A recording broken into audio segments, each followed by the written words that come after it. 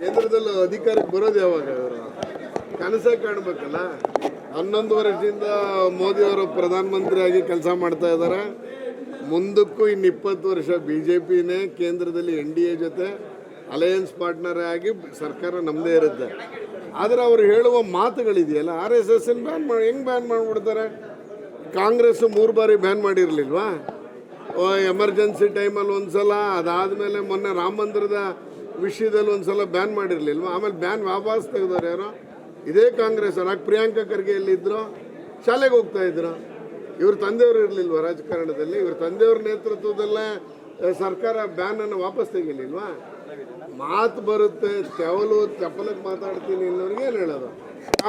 RSS ರಾಷ್ಟ್ರದ್ರೋಹಿ ಅಂತ. ಹೆಂಗೆ ರಾಷ್ಟ್ರದ್ರೋಹಿ? ಯಾವ ಆ್ಯಂಗಲಲ್ಲಿ ಹೇಳ್ತಾರೆ ರಾಷ್ಟ್ರದ್ರೋಹಿ ಕೆಲಸ ಮಾಡ್ತಿದೆ ಅಂತೇಳಿ? ಇವ್ರಿಗೆ ಏನೋ ಗೊತ್ತಿಲ್ಲದೆ ಏನೋ ಮಾತಾಡ್ತಾನೋ ಅಂತ ಪ್ರಿಯಾಂಕಾ ಖರ್ಗೆ ಅವರು.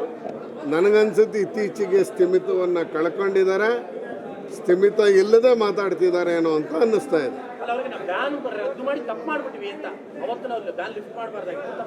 ಅಲ್ಲ, ಇವರೆಲ್ಲಿದ್ರು ಅವಾಗ ಇವ್ರು ಇನ್ನೂ ಚಿಕ್ಕವರಲ್ಲ, ಕಾಲೇಜಲ್ಲಿ ಓದ್ತಾ ಇದ್ರಲ್ಲ ಬ್ಯಾನ್ ಆಗಿದ್ದ ಟೈಮಲ್ಲೇ.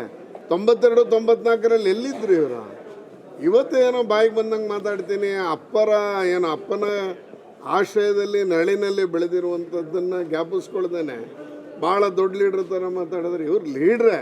ಅಲ್ಲಿಗೆ ಗೆಲ್ಸಿದ್ದಾರೆ, ಜನರಿಗೆ ಗೌರವ ಕೊಡ್ಬೇಕು, ಒಪ್ಕೋತೀವಿ. ಆದರೆ RSS ಬಗ್ಗೆ ಮಾತಾಡ್ತೀನಿ ಅಂದರೆ RSS ನಾಳೆ 100 ವರ್ಷ ಬರ್ತಿದೆ, ಅದಕ್ಕೆ ವಿರುದ್ಧ ಏನಾದ್ರು ಮಾತಾಡ್ತಿದ್ದಾನೆ.